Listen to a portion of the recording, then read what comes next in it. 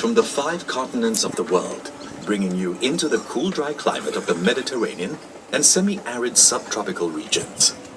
The air inside is specially cooled and desiccated to match the climate these plants are native to, allowing them to thrive and burst into color. Some of the trees in the flower dome have survived a remarkably long passage of time, such as the Mediterranean olive trees that are estimated to be about 1,000 years old. Spend some time at our retail shops, like the one on the left. There are beautiful custom-made Gardens by the Bay memorabilia, great gifts or souvenirs for family and friends. Catch a glimpse of the Dragonfly Lake approaching on the right. There is a 440-meter boardwalk beside it to stroll along. The Marina Reservoir and 2 lakes surround Bay South, providing irrigation for plants and a cool respite for visitors.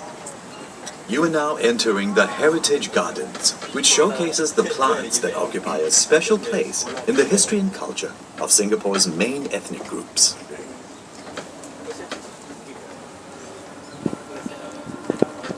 Welcome to the Indian Garden. Can you spot the national tree of India here? It's right in the middle of the Indian Garden, the Banyan Tree, also called the Bengal fig.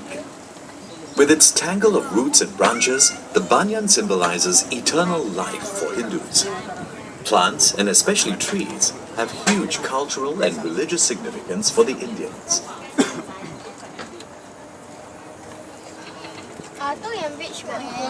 In front of you, a circular opening in the wall welcomes you into the Chinese garden. This is called a moon gate, a feature found in traditional Chinese gardens, and represents a full moon. For the Chinese, a garden is a reproduction of the natural environment. That's why features like ponds and boulders are common in classical Chinese gardens. A rock represents a mountain, and water stands for rivers and waterfalls. The Dragonfly Bridge is just in front, to the right. It is a pedestrian footbridge that connects Bay South to Bayfront MRT station and Marina Bay Sands.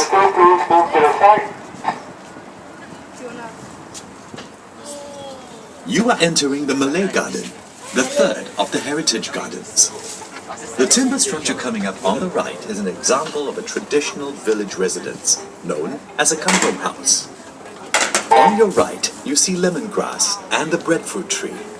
These are some of the many food plants used by the Malays.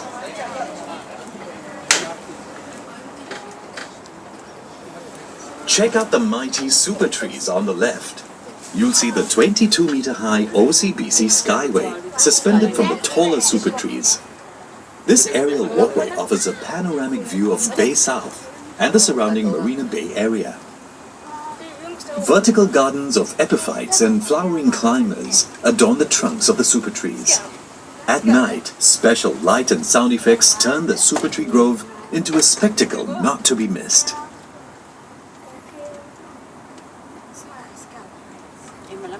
The last of the Heritage Gardens is a horticultural representation of Singapore's colonial past. The Frangipani, with its white flowers, were chosen to match the black and white houses of the early British planters in Singapore. Important cash crops they brought in the 1800s are featured here. To the right are the Brazilian rubber tree and the African oil palm. You are now leaving the Heritage Gardens, one of the 2 themed gardens at Bay South. We hope you've enjoyed learning about Singapore's culture and heritage through the plants you have just seen. You are approaching a stupendous white baby sculpture called Planet by British artist Mark Quinn. The sculpture's surroundings reflect the white theme of the colonial garden. It is the most significant of the many sculptures around the gardens, which include water buffaloes, horses, and dragonflies.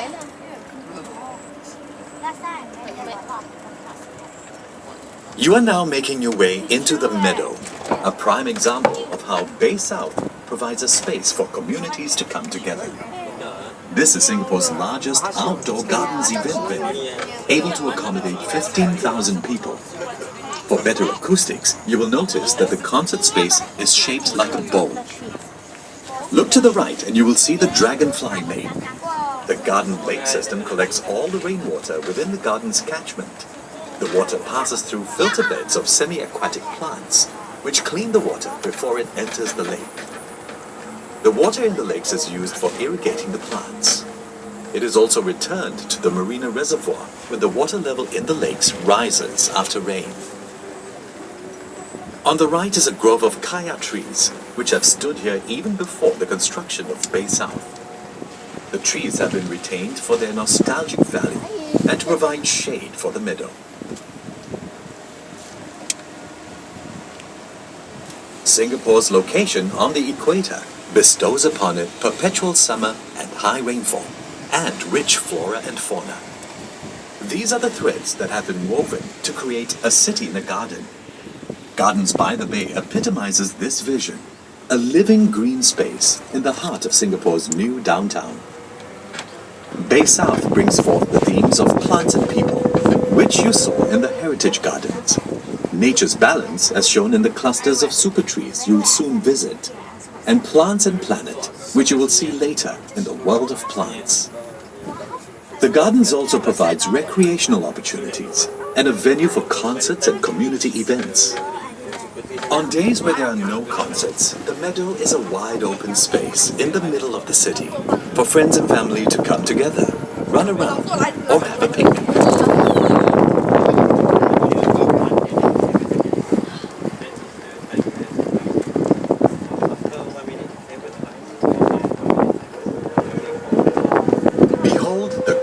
Forest towering in front of you.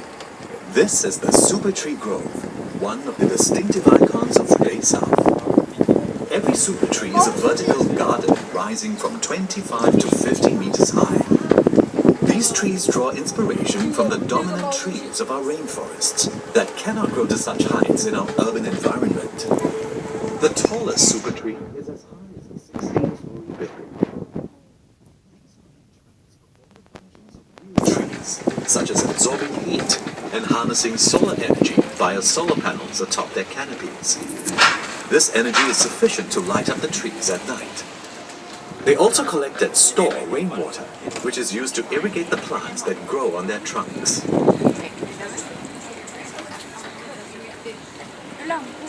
Bay South is filled with gastronomic delights. Look up to the left, the tallest super tree at 50 meters high houses a bistro at the top. Is the best treetop view with the backdrop of the beautiful gardens below. The Super Tree dining area to the right also serves various local and international delicacies. After your ride, be sure to visit the Ocbc Sky Rain on your left. The bridge hangs from the Super Trees 22 meters in the air and offers a dazzling view of the gardens below. At 7:45 and 8:45 p.m. every evening, the Super Tree Grove serves up an audiovisual treat, the Ocbc Garden Rhapsody, a spectacular light and sound show that will captivate your senses.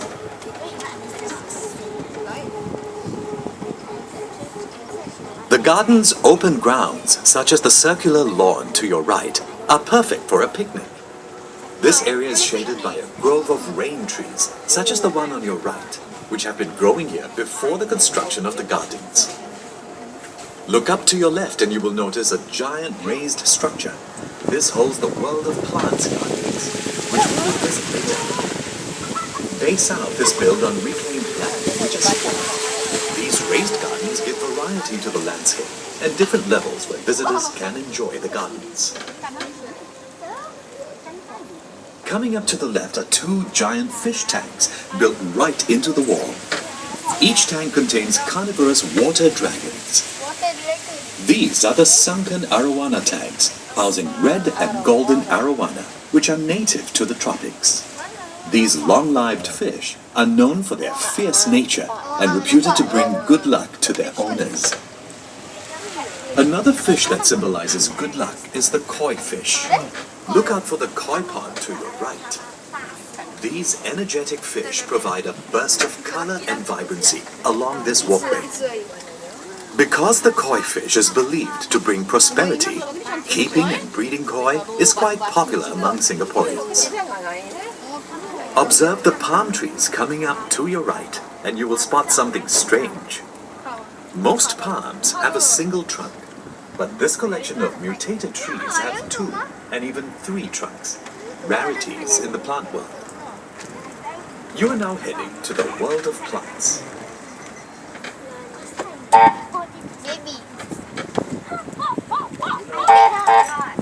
Try to imagine a world without plants. It's impossible. Without plants, there would be no life on the planet. 6 gardens in the world of plants ahead of us focus on the role of plants in our ecosystem. Do you know which were the first plants that colonized the surface of the earth? In the Discovery Garden, you'll learn how plant life began. Ferns and mosses were the first plants that appeared on land 500 million years ago. If you see what looks like tree trunks lying on the ground, they are actually petrified wood, ancient trees fossilized through time.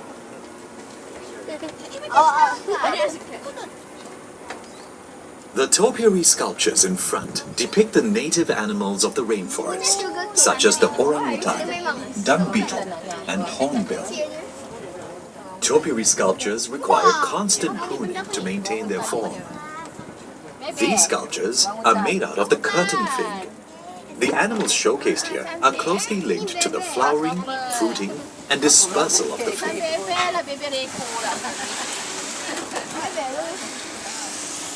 This is the Fruits and Flowers Garden. Pollinated flowers develop into fruits with seeds. The fruits of the cannonball trees on your left and right expel their seeds when they explode on impact, giving the tree its name. Reproduction by Plants and trees also reproduce by dispersing seeds through wind, water, reproduction by or seeds. animals. Not all plants require direct sunlight to flourish. Yeah. Explore the dark side of the rainforest in the understory garden. Wow. Organisms on the forest floor have found ways to survive under low light conditions.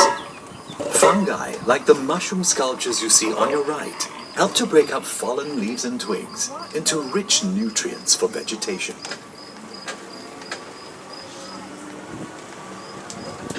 You are entering the world of palms garden. Palm Palms? trees are important components of the palms. tropical rainforest, filling its mid and lower strata. They are also the most common symbols of the tropics. One of ponds. Palms play an important role in everyday Pond. life. Rattan is Pornography. used for furniture. Palm sap is fermented to produce the alcoholic drink toddy. Cow wax is made from the leaves of a Brazilian palm. The trunk of the humble coconut can be used as timber. The fruit fiber is made into mats and sacks, and the white flesh of the fruit can be eaten. At the Secret Life of Trees Garden, learn that trees consist of a canopy of leaves, trunk, and roots. The leaves of the snowflake trees on your left and right resemble the lattice structure of a snowflake.